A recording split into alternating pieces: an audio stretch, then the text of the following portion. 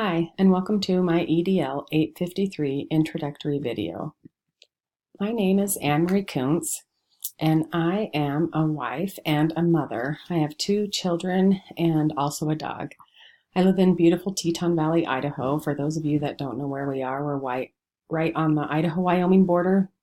And if you're a skier, we're the home of Grand Targhee. I am currently the 7th grade reading teacher here at Teton Middle School. We're a smaller rural school. And I am also the 7th grade team leader. We have a unique circumstance in our building where all of the 5 core 7th grade subject teachers actually get the chance to teach every single one of our 7th grade students. We have about 146 7th graders right now, and I see every one of them every day. It gives us a unique perspective, and we also meet once a day in an hour that we call teaming, while our students are all in their electives, and we have the opportunity to discuss specifically student needs. As I thought about my school and how we use content-based learning materials, learning strategies, etc. for our students with special needs, I came across upon kind of 4 main points. The first is that we have great special ed teachers in our school, and we have a great special ed department in general. Very supportive teachers, as well as we have quite a few paras in our building, and that is an awesome tool, and they all are using research-based curriculum. We have several options for reading and for math in our building. We're also lucky in our district that we have a curriculum director, and she is very hands-on and active in helping us choose curriculum for all subjects, as well as our special needs students. We also have opportunities in our district and specifically in our school for professional development based around content, certain types of teaching materials, as well as strategies that can help with the success of students with special needs. The other thing that we're able to provide is supports in the classrooms. We have several paras that are available in the building, as well as our special ed teachers that can help in the classrooms and help the students that have the need in real time. They can help them with their assignments right then that day, and then help reinforce the strategies and skills they've been teaching them, perhaps in a pull-out situation. When reflecting on my own use of content-based learning materials and learning strategies, and how I use them with my students that have special needs, I came across 4 points also.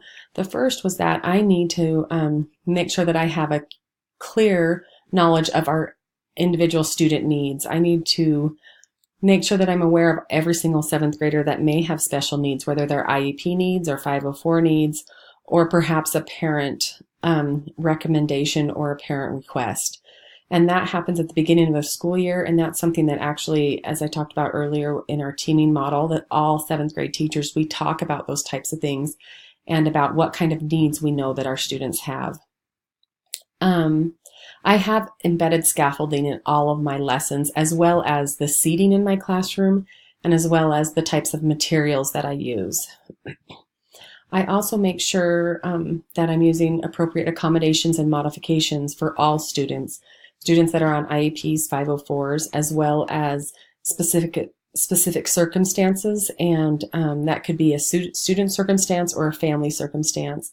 The other thing that I do is I make sure that I take full advantage of the supports that are in my classroom, specifically the paras or special ed teachers that are available to come into my class and provide extra help.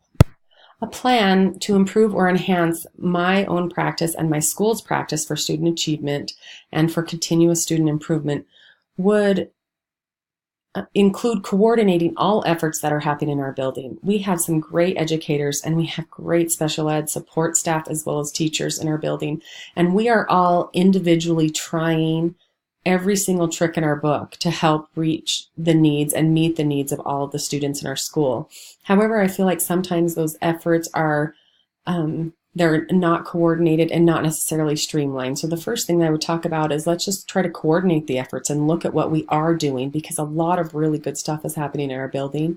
We need to have the chance to align all of that.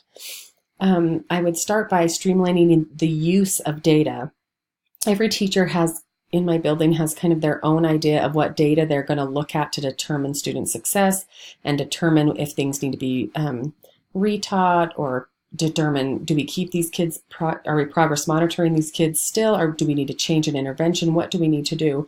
And that use of data is being used just a little bit differently with everybody. And if we could streamline that use, then we would all be looking at the same types of information.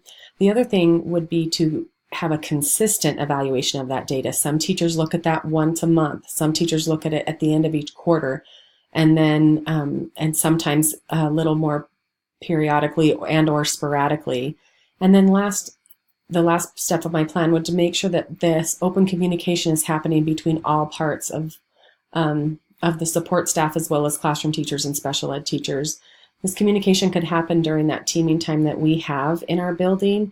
So in my instance, I'm very lucky that we have already kind of have built into our schedule a prime spot where this communication could happen for all parties. The funding impact on my plan would be really just time. We have the curriculum available. We actually have a curriculum director that can help us get curriculum, and she can use her time and resources specifically for that. What we need to be able to use our time more wisely so we can streamline the data, so we can communicate about the data, and we can evaluate the data more consistently so that we can collaborate and combine our efforts in order to impact all student achievement. Thank you for watching my introductory video, and I look forward to learning from you in this course.